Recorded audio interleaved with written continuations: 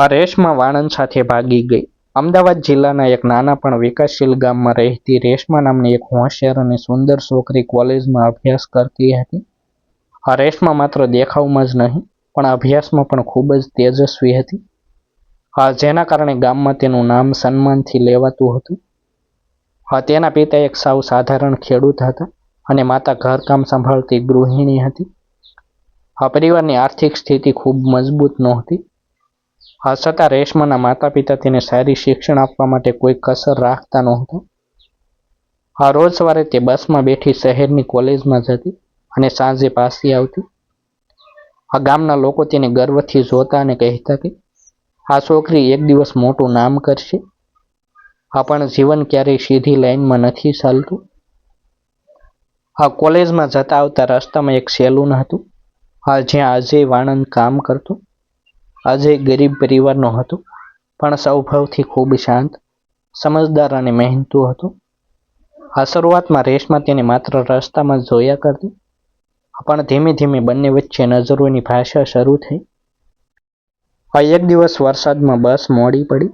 ત્યારે રેશમા તે સેલૂનના છાપરામાં ઊભી રહી. એ દિવસ તેમની વાતચીતની શરૂઆત બની. તમે રોજ અહીંથી જાઓ છો ને? અજયે પૂછ્યું.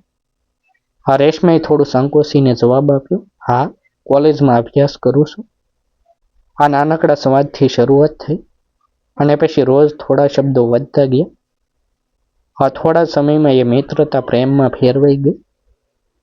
રેશમાને અજયમાં એક એવો માણસ દેખાયો જે તેને સમજે છે, તેને સાંભળે છે અને તેના સપનાઓને માન આપે છે. બીજી તરફ અજય માટે રેશમા માત્ર એક છોકરી નહોતી પણ તેના જીવનનું સ્વપ્ન બની ગઈ. પરંતુ આ પ્રેમ એટલો સહેલો નહોતો. ગામની પરંપરાઓ, જાતિભેદ અને લોકોની માનસિકતા હજુ પણ જૂની હતી.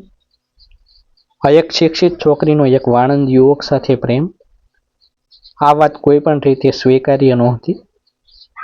રેશમાના ઘરમાં તો આ વાતનો વિચાર પણ કોઈ કરી શકતું નહોતું. એક દિવસ આ વાત ગામમાં ફેલાઈ ગઈ. કોઈએ બંનેને સાથે જોયા હતા અને આખું ગામ ચર્ચાઓથી ગરમ થઈ ગયું. શું થઈ રહ્યું છે? આપણા ગામની છોકરીએ આવી હરકત? આ શબ્દો ગૂંજવા લાગ્યા. રેશમાના પિતાને આ વાતની ખબર પડી અને ઘરમાં તોફાન મચી ગયું. તેઓ ગુસ્સાથી ભરાઈ ગયા અને રેશમાને કડક ચેતવણી આપી કે તે હવે કોલેજ નહીં જાય અને ઘરની બહાર પગ પણ નહીં મૂકે. રેશમા માટે આ નિર્ણય જીવલેણ હતો. એક તરફ પરિવારનું દબાણ અને બીજી તરફ પ્રેમ. તે આખી રાત રડી, વિચારતી રહી કે શું કરવું. અંતે પ્રેમ જીત્યો. તેણે નક્કી કરી લીધું કે તે પોતાના જીવનનો નિર્ણય પોતે લેશે. એક રાત્રે જ્યારે આખું ઘર સૂઈ ગયું હતું, રેશમાએ એક નાનું બેગ તૈયાર કર્યું. થોડા કપડાં અને થોડી બચત લીધી અને ધીમેથી ઘરની બહાર નીકળી ગઈ. તે સીધી અજય પાસે પહોંચી. હું તારી સાથે આવવા તૈયાર છું. રેશમાએ આંખોમાં આંસુ સાથે કહ્યું. અજય થોડો ગભરાઈ ગયો. પણ આ રસ્તો સરળ નથી રેશમા. તું બધું ગુમાવી દેશે. અમારે તું જોઈએ છે, બાકી બધું હું સહન કરી લઈશ, રેશમાએ દ્રઢ અવાજમાં કહ્યું. અને બંનેએ ગામ છોડી દીધું. શહેરમાં જઈને તેમણે નવું જીવન શરૂ કર્યું. શરૂઆતમાં ઘણી મુશ્કેલીઓ આવી. પૈસાની તંગી, રહેવાની સમસ્યા અને સમાજની તિરસ્કારભરી નજરો. અજયે વધુ મહેનત કરી, દિવસ રાત કામ કર્યું. રેશમાએ પણ એક નોકરી શોધી લીધી અને પોતાના અભ્યાસને આગળ વધારવાનો પ્રયત્ન કર્યો. પરંતુ જીવન માત્ર સંઘર્ષથી જ ભરેલું નહોતું. ધીમે ધીમે બંને પોતાના પગ પર ઊભા થવાનું શરૂ કર્યું. અજયે પોતાનું નાનું સેલૂન ખોલ્યું જે સમય સાથે લોકપ્રિય બન્યું. રેશમાએ પણ પોતાનું ગ્રેજ્યુએશન પૂરું કર્યું અને પછી એક સારી કંપનીમાં નોકરી મેળવી. સમય સાથે બધું બદલાતું ગયું. એક દિવસ રેશમાના પિતાને ખબર પડી કે તેમની દીકરી હવે સફળ છે, ખુશ છે.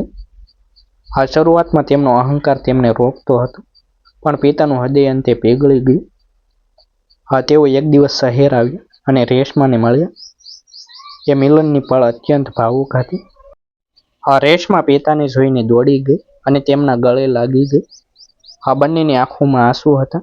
માફ કરજે બેટા, પિતાએ ધીમી અવાજમાં કહ્યું. હા, રેશમાએ કહ્યું, ના બાપા, હું પણ તમારી વિરુદ્ધ ગઈ, પણ મેં ખોટું નહોતું કર્યું.